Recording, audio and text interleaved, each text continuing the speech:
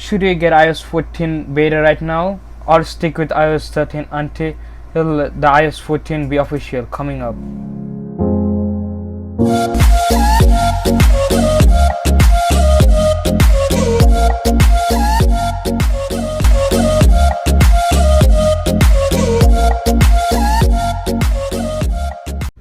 Hey guys, my name is Fahim and welcome to FahimTech. If you want to see any tech videos and hashtag in simple way, then don't forget to smash the subscribe and turn the bell so you never miss any of my. So guys, in my left hand corner is the iPhone 6s Plus, and this is running the iOS 13.5.1. Guys, now there's iOS 13.6, so if you want you can update that, but it's the same thing. And in my right hand corner, the iPhone 7 Plus is running iOS 14 public beta 3.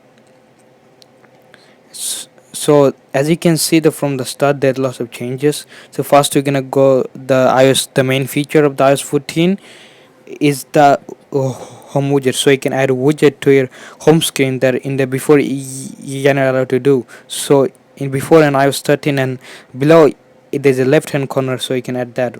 But on iOS 14 I can just directly add to your home screen. So that's the thing that I like. As you can see, I just add the battery thing and it look pretty dope. Okay, so I'm gonna talk about another widget. It's called Smart Stack. So it just have already like a lots of the widget built in. So like all of them together, so they stack up, and we just scroll. You can just scroll through them for like the lots of one clock, Safari, photos, calendar, or if you set that it's gonna be automatic from sunset to sunrise. It's going to be automatic, and now there's a new one. Now there's a new widget. This is only available on iOS 30 in iOS 14. Developer beta 3 and public beta 3 is the clocks. It's look pretty dope. So there's a wall clock about 4 cities. That's my favorite one. So I just have one city. So I live in New York, so I just use that. So if you want to change that, so you can just tap on it, and then search which city or state you live in, then tap on it and just wait for a few seconds. So first, it is a beta, so there is some lags and delay. So that's why to just wait for a few seconds to give it time. So now we're gonna go another feature that is only available on iOS 14 and not in iOS below. So it's called App Library. So as you know, on Android there's an app drawer that the iPhone did not have. So iPhone just have like a home grade for like a 7 to 8 years. So they finally add this app library. So just go all the way to the left. No, actually the right. So just scroll right. Then you're gonna see this. So there's a lot of category that is pre-made. So the suggestion recently add it, and then some folder that is already made by Apple. So you cannot change this folder. So that's the thing that is like kind of bummer. You're not allowed to change it. So if you view all the apps, so just go on, just click on the square, and then it's gonna take you to all the app. So is the app the Apple the folder they made? It's pretty good. So it just get the job done. Things it's kind of messy. So I just hope that official iOS 14 that's gonna come on September or October. They bring there you can customize the folder in the app library. So guys, now I'm gonna just go for like a scroll some default app. We're gonna see the speed up, as you can see if it work or not. So we're gonna go for App Store, and as you can see there's no lag. The both of them load. Means the iPhone 7 Plus is faster than iPhone 6s Plus because the Apple A9 and Apple A10 Fusion chip and the 2 and the 3 gigs of RAM. As you can see, it just work as you can see, the iPhone 6s is slow in 2020, so that's why I don't recommend this. But still, if you are using this, just do an upgrade. Because now we're gonna go to the next one. We're gonna open up weather, and as you can see, there is instant in both phone. Just close it up, and then it just go home screen quickly as well.